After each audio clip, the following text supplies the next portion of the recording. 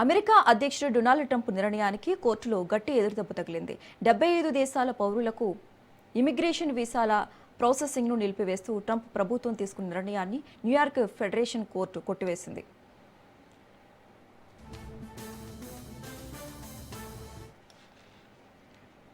ఏడాది జనవరిలో ట్రంప్ ప్రభుత్వం 75 దేశాలకు చెందిన ఇమిగ్రేటివ్ వీసా దరఖాస్తుల ప్రాసెసింగ్ను నిరవధికంగా నిలిపివేసింది. అమెరికాకి వచ్చేవారు ప్రభుత్వ సంక్షేమ పథకాలపై ఆధారపడే అవకాశం ఉందన్న కారణంతో ఈ నిర్ణయం తీసుకుంది.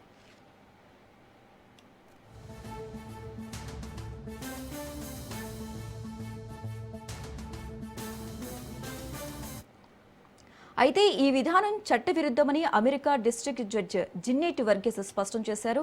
జాతీయత ఆధారంగా అందరి వీసాలను ఒకేసారి నిలిపివేయడం ఫెడరల్ ఇమిగ్రేషన్ చట్టానికి విరుద్ధమని, విదేశాంగ మంత్రి మార్కో రూబియోకు ఇలాంటి ఆదేశాలు ఇచ్చే చట్టపరమైన అధికారం లేదని కోర్టు పేర్కొంది.